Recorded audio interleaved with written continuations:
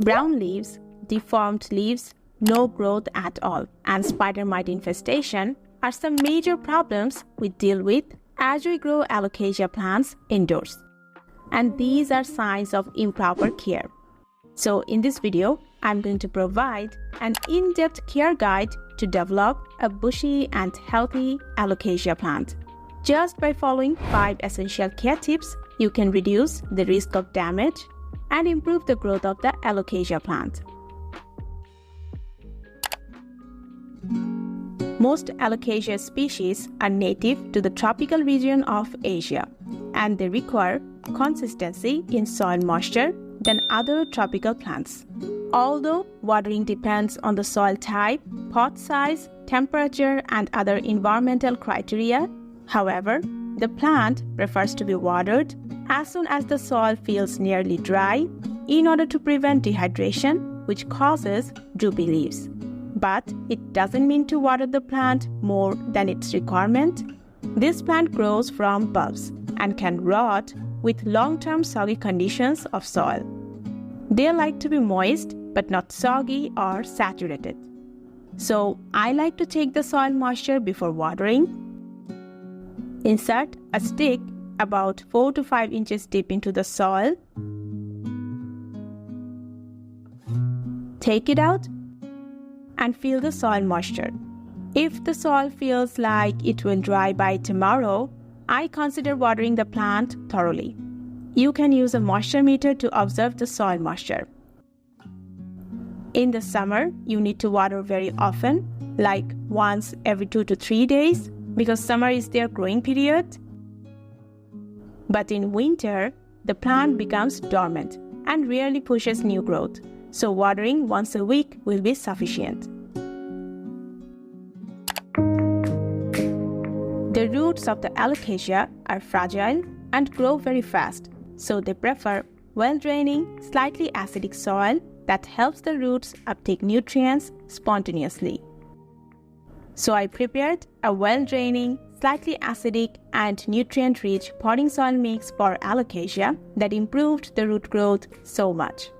This potting soil is prepared by mixing cocoa chips, cocoa peat, compost, charcoal, tree barks, and shredded rice straw that make the soil slightly acidic. I have a separate video on this topic. The detailed video link is given in the description box and pinned comment. Along with soil mix, Alocasias also like to be root-bound because it influences the plant to form bulbs rather than distributing roots. So you don't need larger pots in the beginning. Increase the pot size by no more than 1 to 2 inches in diameter every 12 to 18 months.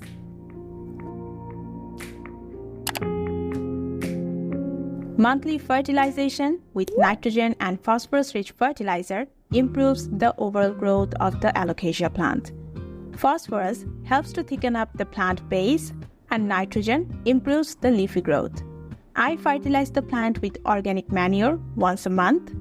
You can use vermicompost, horse manure, 10:10:0 ratio null NPK, or Osmocote once a month. All the product links are given in the pinned comment. Alocasias grow on the forest floor beneath the tree canopy, so they do best in medium to bright indirect light. Except for the sensitive and thin-leaf Alocasia species, most varieties prefer at least 5 to 6 hours of bright indirect light or 1 to 2 hours of mild morning direct sunlight.